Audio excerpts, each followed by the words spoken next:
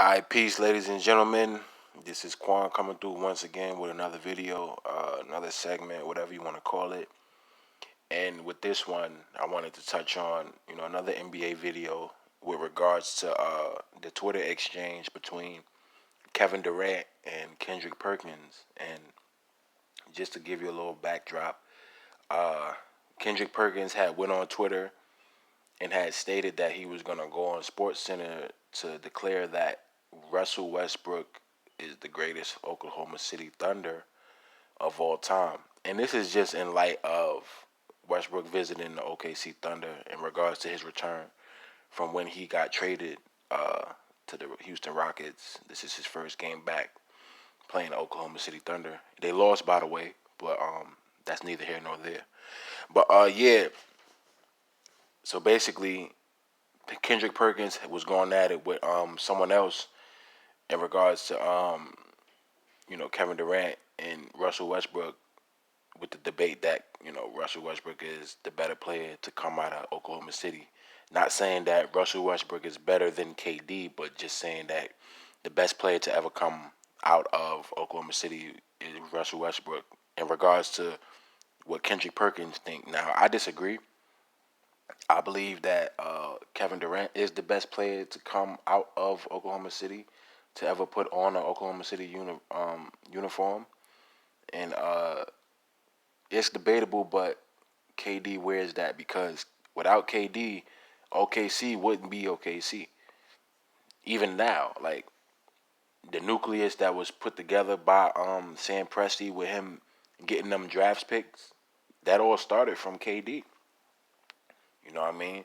So I would say KD is, and basically, KD, he put together a lot in regards to his body of work with his efficiency and him being able to be a prolific scorer and just being probably the number one scorer in the past 20 years, probably 20, 30 years since Michael Jordan left. Now, I mean, definitely for the past 10 years, like Kevin Durant is probably the most natural, like the natural born scorer that he is. He's probably the most natural born scorer other than Michael Jordan. Just as far as just his ability to put the ball through the hoop. Like the man is 7 feet tall. He play like a shooting guard. You cannot stop nothing that Kevin Durant brings to you. Nothing. Like Kevin Durant is lethal when it comes to just scoring output. When it comes to just being a natural scorer. Better than Kobe, better than McGrady, better than Paul Pierce, better than Dirk. Kevin Durant is a natural born scorer. Like he wakes up and scores. Like he was born out the womb scoring a basketball. Like that's Kevin Durant. You know what I mean? So you got to get that man his credit. And it's like a cheat code when you got a guy like that because the man is 7 feet tall. So it's like you can't really stop that. Like he shoots over you. You can't stop a shot like that. You know what I mean? Only player that can guard Durant and stop Durant is Kevin Durant. Like Kawhi Leonard is probably like the only player that can challenge him and frustrate him. But other than that, like nobody could stop Durant. So just reading on where it says Kevin Durant, Kendrick Perkins feud on Twitter. Perkins calls KD joining Warriors the weakest move in NBA history. And this is something that Stephen A. Smith had iterated, when KD joined the Warriors. And let me just say this. I don't believe that it was the weakest move in NBA history for the simple fact that as a free agent, you have the ability and the choice to do what you want in regards to you solidifying and you making your destiny what you want it to be. So as a so-called black man with a ruling class mentality, I look at that as you having the power to shape your career the way you want to shape it, and you not worrying about outside stimuli and the narrative of, oh, you went to a 73-9 team. Like, first of all, he didn't go to a 73-9 team because the team that won that record wasn't there when he came there. Like, they gave up a lot to get him. They didn't have Leandro Barbosa and Andrew Bogut or Harrison Barnes or them integral parts that made it possible for them to win 73-9.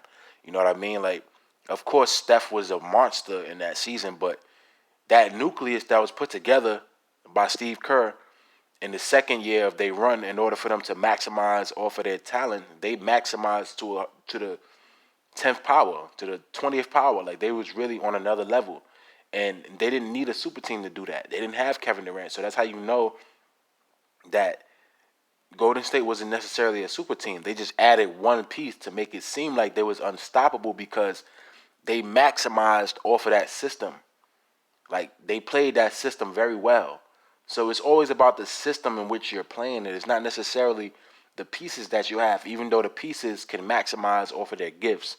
Like a Klay Thompson can really dominate in regards to him being a shooter and him being hot. Like, when he get hot, he gets hot. Then you got Steph, who is just, come on, that's Steph.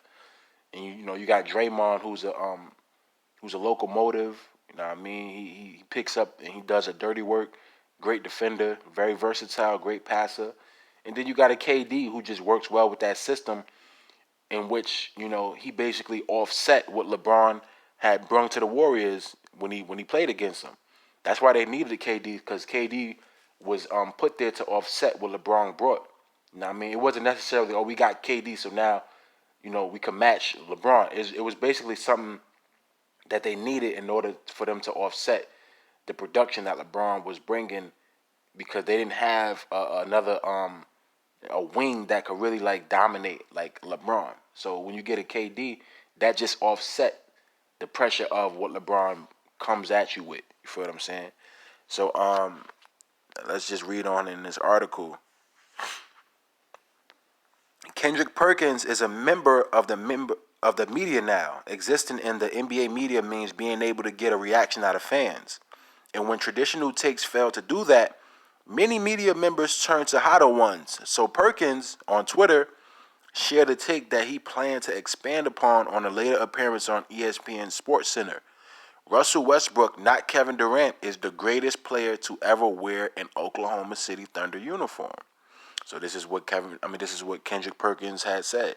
And it's debatable. It's not like far fetched or anything like that. Like, I could see why some people would say Russ is the greatest, because he was there longer, obviously, and well, I wouldn't even necessarily say he was there longer, because I think KD came into the league.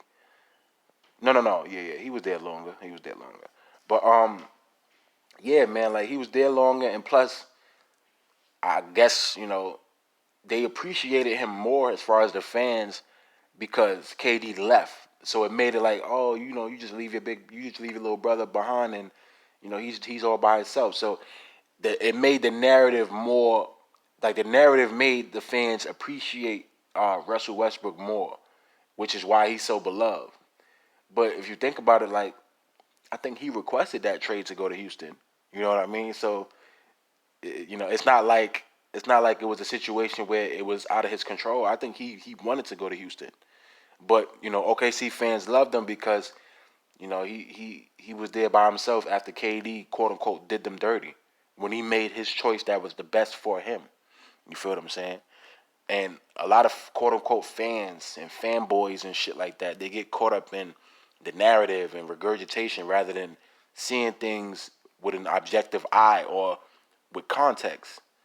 Like the 73-9 Warriors, like I said, they didn't have the same players that won that record when KD joined them. That's context. So we can't just always go with narrative shit. Of course, yes, KD was up 3-1 against the Warriors, with the OKC going against the Golden State Warriors. They was up 3-1, and they slipped up, and they allowed the Warriors to come back, and they lost. And yes, he joined them. That's cool. That's the narrative. But at the end of the day, if you was in his same shoes and you saw that opportunity, you wouldn't latch on to that? Would you not have latched on to that if you was Kevin Durant? If you could play like Kevin Durant and you could score like he does, and you see a system that's tailor made for you, you're gonna acquiesce to that. You're gonna acquiesce to that if you smart. KD was smart. It's just that it was distasteful because he lost to the team that he joined. I believe that if they would never lost to the Warriors, if they probably would never even played the Warriors, I don't think it would be as a big of a deal. You feel what I'm saying? But the media, they like to create these narratives so people could perceive certain players as soft or cowardly or what have you. Where it's like, oh, you know, the fans, the Thunder fans, they love Russell Westbrook because of professional pride. I'm not gonna go to a super team or what have you. But at the end of the day, fuck the fans. It's not about them because they don't pay your bills. You could say that because they paying for tickets, but at the end of the day, your gifts is based off of what God gave you, and the NBA is proud to have you because of what you can bring, not because of what fans see in you. You feel what I'm saying? Even without the fans, you still gotta play. So you getting paid for playing. You're not getting paid for entertaining the fans. That's not first. What's first is you putting forth your best efforts to, maximize off of your talent. You feel what I'm saying? It's not about the fans. Because fans can change on you. I mean, that's why I don't consider myself a fan, because I observe things and assess things with objectivity. Fans, they're biased and they're idolaters. You're not supposed to be a fan of another man. You're supposed to admire what someone does and respect it, but that's where it stops. It shouldn't be to the point where you're a fan and you infatuated with this person. Like, it shouldn't be like that. And that's why people got upset, because they're fans. They don't look at the NBA with objectivity and just looking at it for what it is, which is a sport where players play basketball and put a ball through the hoop, and that's that. Like, stop being an idolater. People get into the spirit of idolatry with these celebrities, and it's beyond just sports. It's with rappers, entertainers, so on and so forth. Like, we have to get out of that spirit of being an idolater or a fucking fan. Don't be a fan. Just admire and respect somebody for what they do. So continuing on, this naturally drew quite a bit of confused responses. Durant, by nearly every measure, is a better player than Russell Westbrook. I agree. Like, come on now. That's not even an argument. That's about as close to a fact as such arguments ever get. But when challenged, Perkins persisted. When fellow media member Mark D'Amico, if I'm pronouncing that correctly, chimed in citing Westbrook's failed playoff record without Durant. Yeah, Westbrook, when Durant left, the man couldn't even get out of the first round. You couldn't even get out of the first round. Granted, the first year, when you averaged a triple-double in 2016-2017 season, that was different. You was by yourself. I give you that. The second year, you had Paul George and Carmelo Anthony. And you lost in the first round in 6 games to the Jazz? To the Jazz? Really? It could have been 5 games, I believe, but they lost. Now, I think it was 6, but they lost. Like, how you lose to the Jazz when you got a guy like Paul George and Carmelo Anthony? Even though Carmelo wasn't Carmelo of old, but it's still, like, you got Melo. He could still do his thing. And you couldn't even get out the fucking first round? That's how you know that there's something that's lacking in Westbrook's game. You know what I mean? Like, he just doesn't have the intangibles. He plays with great effort and great heart. You know what I mean? And he brings a lot to the table, but when it comes to the IQ and execution, as he loves to say, and just you making good basketball decisions, you don't really see that with Westbrook, and that's why he doesn't go far, and that's why he hasn't been able to go far without a guy like a Kevin Durant. When Kevin Durant was there, what happened? They was going to Western Conference Finals. They was going to the finals. You know what I mean? Like, they made it to the finals in 2012. 2013, that's when Westbrook gets hurt because he tore his meniscus or what have you from Patrick Beverley when Patrick Beverley was trying to go for the ball. I give you that. So yeah, Kevin Durant, he was by himself. They couldn't handle their business, so they lost to the Grizzlies. The Grizzlies go to the Western Conference Finals. Boom. All right, 2014, Westbrook and Kevin, they take the Thunder to the Western Conference Finals. They lose to the Spurs. 2015, Kevin Durant is hurt that year. That's when Westbrook starts to, really do his thing. 2016, they go to the Western Conference Finals. So this is in the process of Kevin Durant being there. Kevin Durant leaves. They don't even go past the first round. Like, Come on, man. So you gotta look at that. You gotta look at the context behind it. You know what I mean? So just reading on. So yeah, when when Perkins had made his little take about KD losing in the first round without Russ, when he was there, Kevin Durant had responded and said, "Yeah, and our starting center, Kendrick Perkins, averaged a whopping 2 and 3 during that series. You played hard though, champ. LOL." So this is KD coming at Perk a little bit with the jab, and you know what I mean. It's apropos because at the end of the day, like Perk, what did you do? You know what I mean? Like you was a great defender in your time, especially when you was in your prime on the Celtics. But that's all you did. It wasn't like you was a 20 and 10 guy. So it's like, you know what I mean? Perk is just, I don't know, he's just talking a lot of fluff. I'm thinking he basically trying to get, his what you call it? He's trying to get his portfolio up with his whole analyst thing. You know what I mean? He trying to get his name up there, I guess. So respect to you, brother, and your hustle. Perkins, taking offense to this characterization, fired back with another take. That's Durant's move to Golden State was the weakest in NBA history, and it's the same shit that a lot of people say and regurgitate shit. They never look at the context. They say the same stuff other people say. You know what I mean? And that's what everything in this society where whatever somebody else say, they just regurgitate it. Like, oh, the Bible was written by a white man. Everybody else say the same shit. Oh, the Bible was written by a white man. Nobody ever does the due diligence of studying and researching and looking at things from a ruling class mentality or a context. You have to contextualize things. You feel what I'm saying? So when people say shit like, "Oh, that's the weakest move in NBA history," or Kevin Durant went to a 73-9 team, you just exposing your own bias because at the end of the day, he didn't go to a 73-9 team, and he didn't go to a super team. He was just a great player that fit a system to the point where the system was so dominant. It wasn't the players, it's the system. The players just maximize because they have the talent. And it makes it look like it's unbeatable because of that system. You got to understand, this is during the time of the revolutionization of the NBA with the whole 3-point line thing. You know what I mean? When Steph Curry was making it palatable for you to shoot from 40 to 50 feet out. That revolutionized the game of basketball. So this is around the time of where things started to change. So it really made it more easier for the Warriors to flourish because they was the number one team that really dominated at that system. Where it's just, let the ball move around, have players moving around, set picks and back doors and cuts and so on and so forth. Let Steph take it and make the defense make the offense unpredictable rather by shooting from anywhere.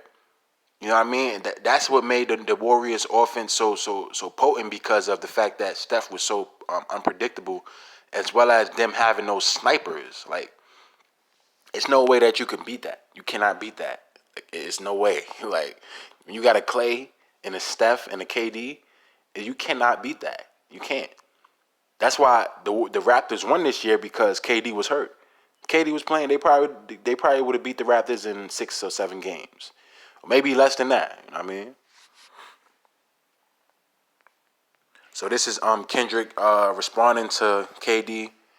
Boy, stop. You did the weakest move in NBA history, up on a 3-1 in the Western Conference Finals, and then go to join them the following season. Up on a 3-1 team, or up on a team 3-1 in the Western Conference Finals, and then go join them the following season. Heart of a champion right there. So, that's regurgitation. That's what everybody says. Oh, you went to a 3-1 team, you was up 3-1 on them, and then you joined them. At the end of the day, I can understand, why people point that out, but I think that just happened based off of how it happened. Because if you remember, like early on in the season, Draymond Ben was recruiting Kevin Durant to come to the Warriors. So I believe that even if they didn't play them, it's like and that occurred as far as Kevin Durant joining the Warriors. it wouldn't be it wouldn't be as much ridicule on Kevin Durant's part because they didn't play them. So if they had if they didn't play the Warriors in the Western Conference Finals, I don't think that it would be any sort of ridicule on Kevin Durant's part. But being that they played them and they had them, they almost won.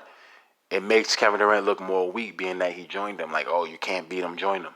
But my thing is, at the end of the day, bro, as a black man, you gotta unplug from all that narrative shit, all that soap opera shit, and just look at it like, yo, what's best for me? What can I do to help my career? And that's what he did. If you was in his shoes, you'd do the same shit.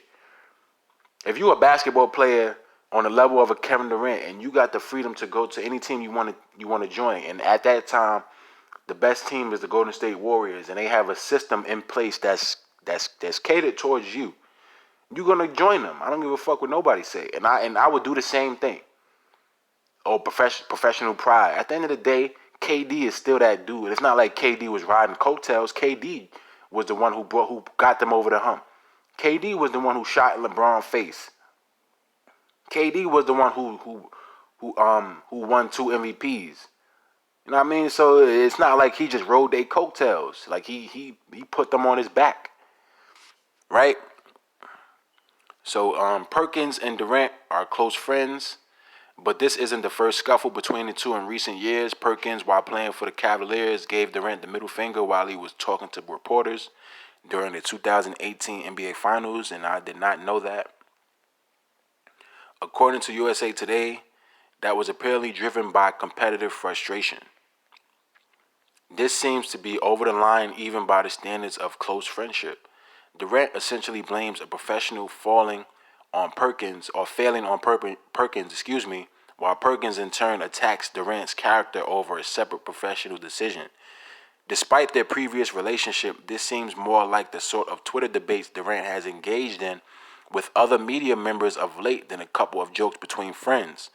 Durant kept it going by calling Perkins' lack of production weak. Boy, stop. You did the weakest move in the NBA history, up on a team 3-1 in the Western Conference Finals, and then go join them following season. Heart of a champion right there. Then KD replies, weak is starting at center, playing real minutes with no production. Should have worked on your skills as much as I did. So KD was just coming at Perk like, you know what I mean? You want to come at me, I'm going to come at you. I'm going to come with the same smoke. Feel what I'm saying? In fairness, Perkins was past his prime. What prime, though? Like, what prime was he in? He wasn't in no prime. Like, he was a great scrapper on defense as a center. And don't get me wrong. If Perk would never went down in Game 7 of the Celtics and Lakers series in 2010, I believe the Celtics would have won. I believe they lost because Perk had went down. Perk had, I think he hurt his knee or something like that. So I give him that. Like, Perk was the difference maker on defense in regards to the interior and defending the paint.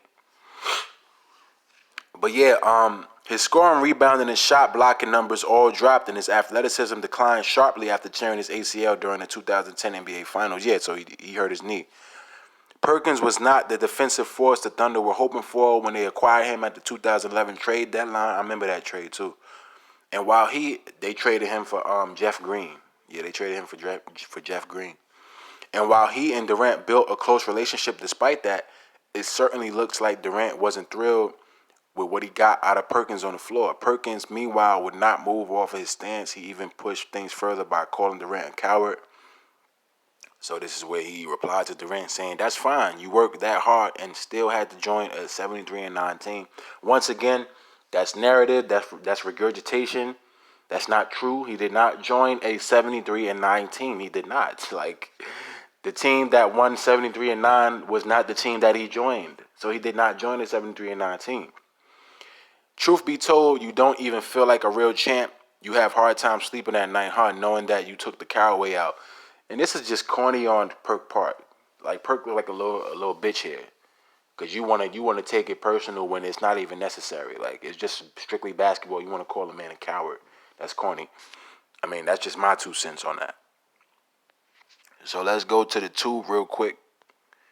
We're gonna go to YouTube and all that, and we're gonna look at this little video.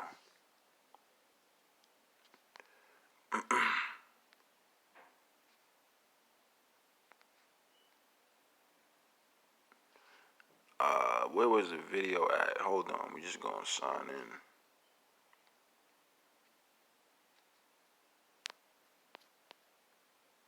I got a lot of accounts for Gmail.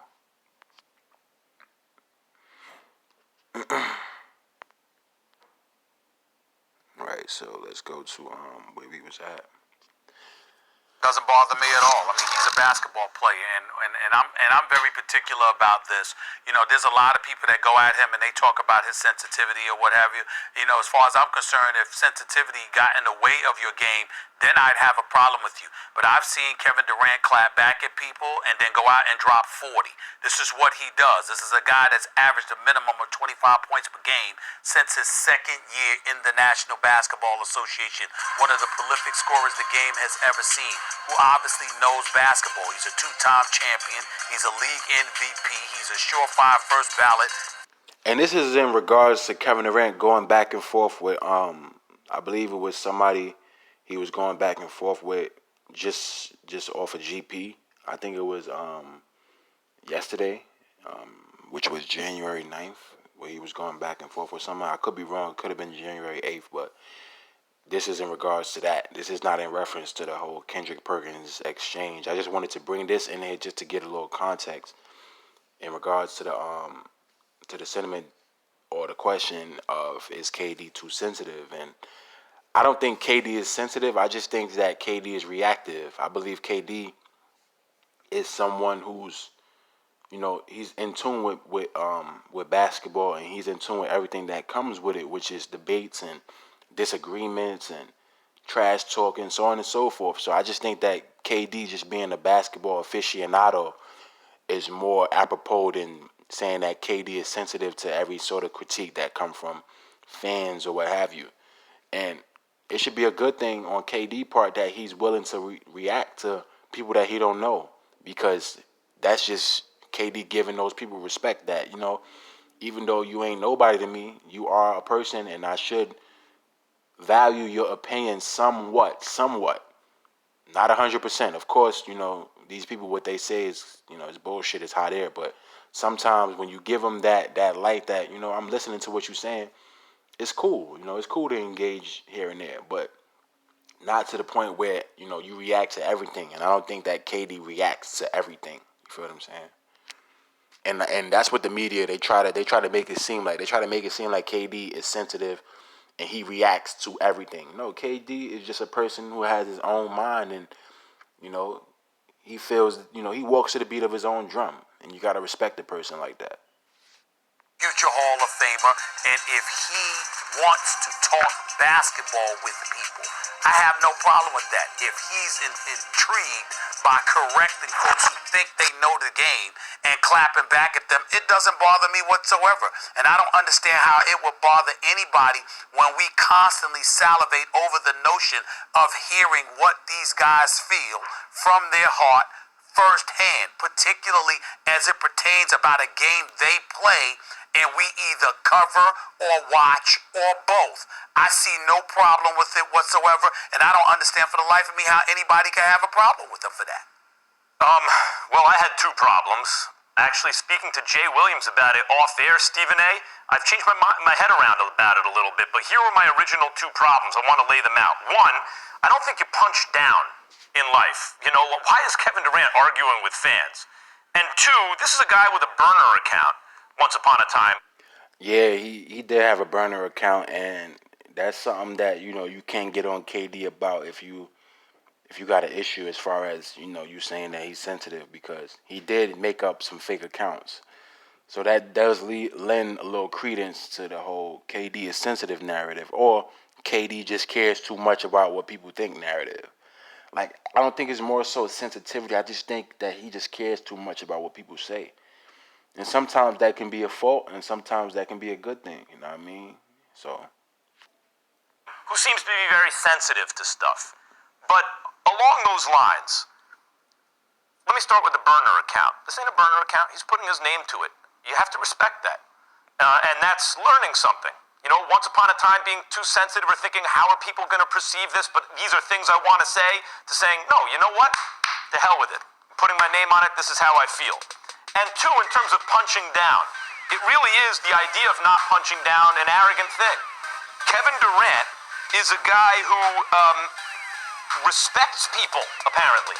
It's not about signals of where you are in the social hierarchy that he responds to. It's about how you reveal your character, at least through the things you say, or in this case, tweet. That's cool. I like that. It's kind of awesome that he respects people that way. So along both those lines, I agree with him. Furthermore, our guy, Brandon Tierney, tweeted at him. I saw this on Get Up this morning, Stephen A. Yeah. BT used to work with you on the radio, and I've worked with Brandon on the radio, yeah. And he criticized KD for, signing with the Nets instead of the Knicks, avoiding the pressure. I totally disagree with that point. Listen, at the end of the day, like I said, you're going to do what's best for you. You know what I mean? And who cares about what people say about, why are you going to take on the franchise that's more, that's lacking in prestige than the Knicks? Like, fuck the Knicks. Who cares about the Knicks, man? Last time the Knicks won the championship was in 1973. I wasn't even thought of. Like, come on, bro. I think that was when Max Kellerman was born or some shit. Like, who gives a fuck? The Knicks ain't shit. Last time they went to the finals was in 1999. That was 20 years ago. That was basically over 20 years ago.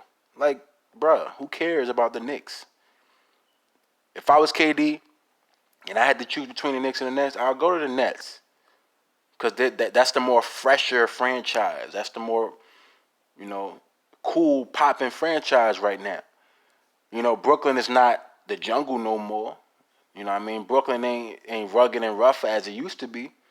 So, there's a safe side to go in there as far as it being secular a little bit. Like, Brooklyn is more secular now. It's not rough and rugged and grimy as it used to be back in the days, about 10 years ago. You feel what I'm saying? Now it's like you got all this artsy shit. You got people there that's free-spirited and a whole bunch of Luciferianism in Brooklyn in regards to, like, the kind of people that live out there now. Like, you got the Jews in Bushwick.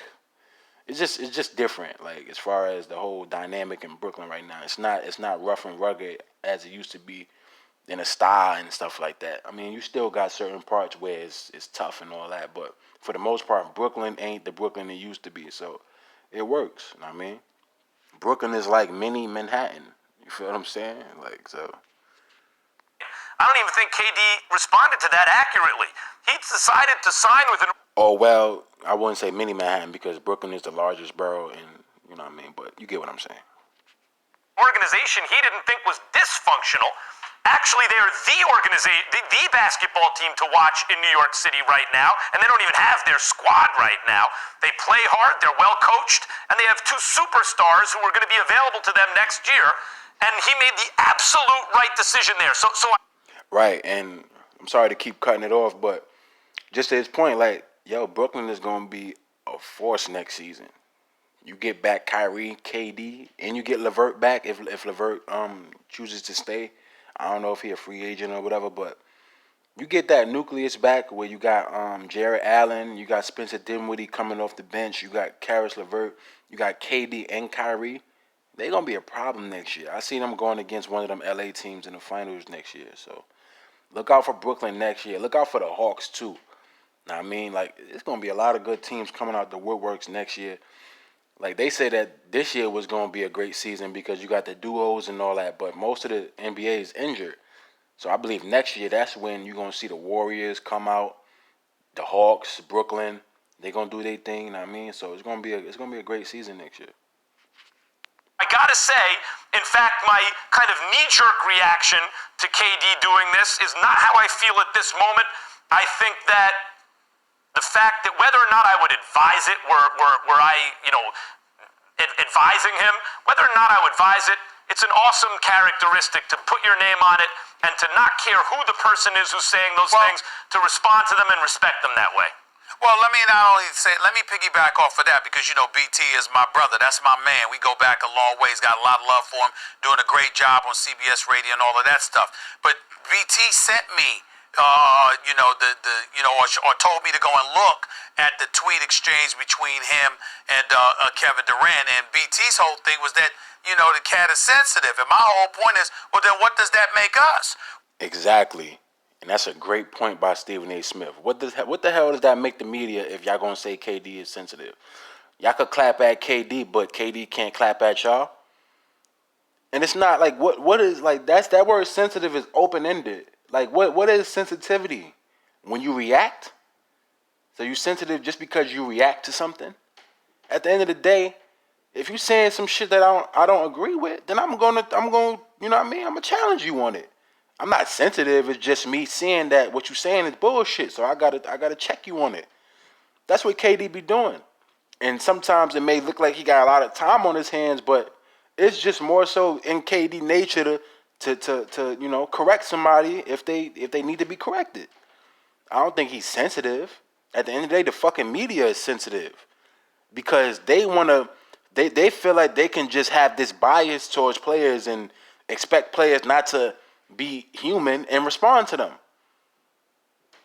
So, this is like a little clarity for Stephen A. Smith. This is Stephen A. Smith really, being revelatory in regards to him bringing some truth out. Like, yo, the media is just as sensitive or as sensitive as they make the other players out to be at the end of the day.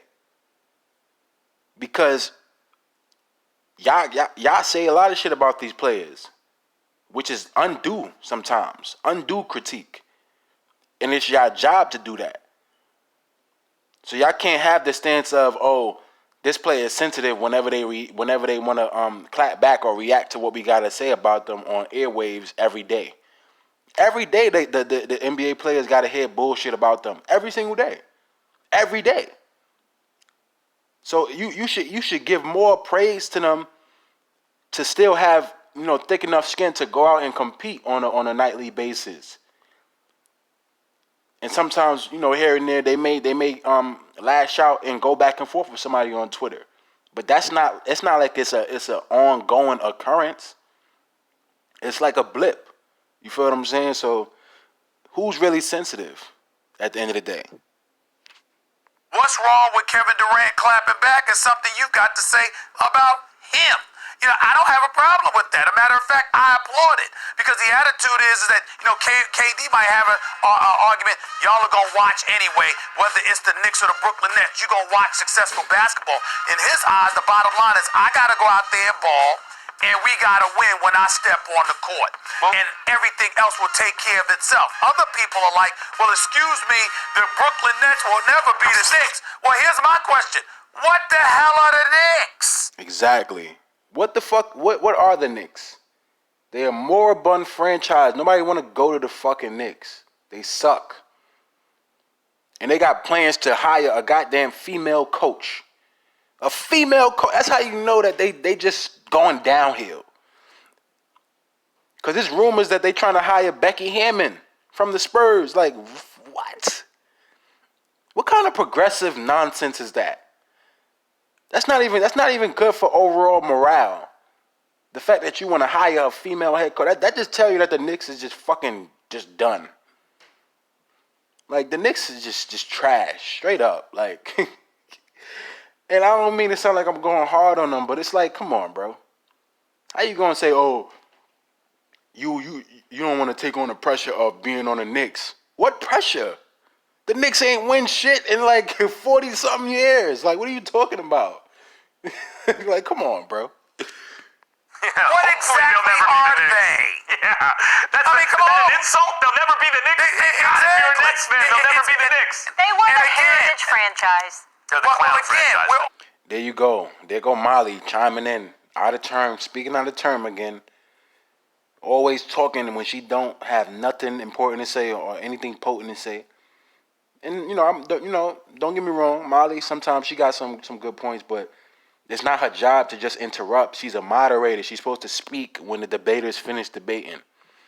Molly is so out of order. So out of order when it comes to her conduct on First Take. Like, you don't see that out of the other females that's moderating on these other shows. Especially outside of ESPN. Like, Undisputed and, First Things First. the moderators, they know how to speak in turn. They speak according to how they're supposed to speak in regards to how they're supposed to moderate. You know what I mean? They're supposed to speak when permitted to speak because their job is just to be a moderator. You're not supposed to engage in the debate. The debate is between Stephen A. Smith and Max Kellerman, not Stephen A. Smith, Max Kellerman, and Molly Karam. Molly just does not know her place, and sometimes I be thinking that she does it on purpose because on YouTube everybody see it. Everybody says Molly is annoying. Molly don't know her place. Molly need to shut the hell up. Everybody on YouTube says it. You look at any ESPN video, 9 times out of 10 you're gonna see somebody in the comments saying something about Molly because Molly is always going off. Know what I mean? And this happened because Stephen A. Smith became a sucker when he got suspended for pointing out the truth in regards to females in domestic violence situations, in which he was saying that, you know, a female is just as culpable of blame for domestic violence when they provoke a man to hit them. And he got suspended for saying that because he spoke the truth. And in this society, the people that run these corporate entities and ESPNs and all that, they don't like the truth. They like to spread their propaganda and maintain their propaganda and their Luciferian agendas. And that has to do with exalting the woman over the man. So when a man says something that's potent and truthful about a woman, they're going to ridicule him. If a woman had said that, she would never got ridiculed. But he got suspended because he said something that was truthful in regards to these domestic violence situations in which most of them happen because a woman provokes a man. You know what I mean? And it's not to take blame off the man. The man has a responsibility to understand, yo, you're stronger than a woman. The woman is the weaker vessel. You're not supposed to put your hand on her. But at the end of the day, the woman has to be accountable for her actions in regards to her provoking that man to hit her. So he got suspended for saying that. And ever since then, he just been, you know, he been letting Molly do whatever the fuck she want to do because he's scared of coming at a woman. He's scared of putting her in her place. Now, sometimes he put her in her place, but he does it like scarcely. You feel what I'm saying? He doesn't really do it that much because he understands, you know, his place. You know, because the hierarchy is the woman over the man. Even though Stephen A. Smith is the head of ESPN, he's on the bottom in regards to the totem pole. So the woman is always going to be above the man. There's always going to be faggots above the man. It's always going to be trannies above the man. Any demographic that aligns themselves with them being dominated by their emotions is always going to be over rational and logic. It's always going to be over that in this world that we live in. Because this world caters towards people with irrational minds and people who are dominated by the emotions, which are women, gays, trannies, and kids. So they basically marginalize the man. They don't like logic and rationale in this society. Everything is just based off of emotions. So you can't say nothing that's truthful, that's logical, or else you're gonna be ridiculed. So Also, Molly, again, we talk. I have no problem. If I have a comment about a player and a player wants to respond directly to what my comment is, that is their right. And it behooves me to respond or react to what they say rather than the fact that they had the audacity to say it. If you're talking about them, why would we be insulting to them because they're responding to you speaking about them? As long as they don't sit up there and engage in insults and they're directly responding to what you said, what's the right, as long as they don't personalize it, then it shouldn't be a problem. They have a right to do that. I think the feeling is the first wave response, which I would think you would appreciate, Stephen A., is you can't care that much about what everyone says. Everyone's going to have an opinion. There are just too many people. He's too famous. I don't think that KD cares about what everybody says, though. And if that was the case, then it would look like it's out of control. You know what I'm saying? He does it in moderation. He does it meticulously. Like people talk about KD every day. So it's not like you see him going at it with fans every day.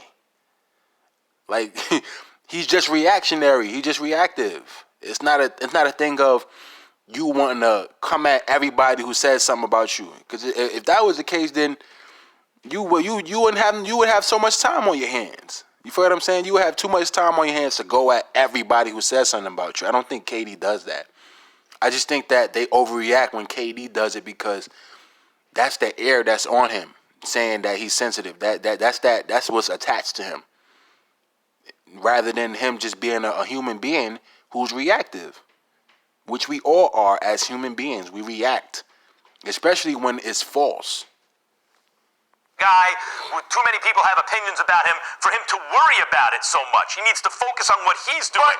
The flip side to that, which I think I'm now convinced of, is that there's something very praiseworthy about someone who respects people based on what they show them, whatever their status is, even if they're just a fan, and who does care about what they say. That's kind of deep, Max. Maybe he's just bored at home and he's having fun and he's messing around with some fans on Twitter. The fact that it's like, And this is why Molly should not talk, because she says shit that it's not substantive. He's not just sitting around being bored. Like, if he was doing it, then he would have all the time on his hands. He's not doing that. He's just reacting. Like, Molly always try to say shit as if it's substantive and it's not. Like, Molly, just shut the fuck up. Like, respects their opinion so much. Well, but he has a respect for what other people think, or he wouldn't be writing that. Let me answer that. Kevin Durant responding to BT or another fan while he's hurt, sitting at home, is the same Kevin Durant that would respond to me and others when he was playing. Exactly. That's just something that's consistent with Kevin Durant. Like, it's not no thing where he bored or nothing like that. Like, it's just nonsense. So it has nothing to do with the fact that he's at home and bored. In other words, he respects playing people and winning championships, this dude, if you had something to say, and Max just said, in other words, he respects people, and that's what it is. It's like KD is one of those rare players that would, he would give you the time. He would give you the time of day in regards to going back and forth with you. But it's not like he does it all the time. He's just one of those players that's not going to shun you because you somebody that he don't know. Like, he'll engage with you. He'll engage in a debate with you. That whole burner account thing, that was a little off, but you could tell that KD mean well when it comes to him being a basketball aficionado. About him or his game, and he disagreed with you, he was going to clap back at you. That's who he is. Thanks for watching ESPN. All right, so that was that, and, just to top it all off, I think Perk, I just think that he just did that to amplify his career in, ESPN as an analyst or what have you. And, I just feel like KD is just someone who reacts. And, he gonna react to what he sees fit. And there's nothing wrong with that. So I thank you guys for enjoying the content. And I thank you guys for your viewership as well. God bless y'all. Have a great morning, great night, great evening. Thank you.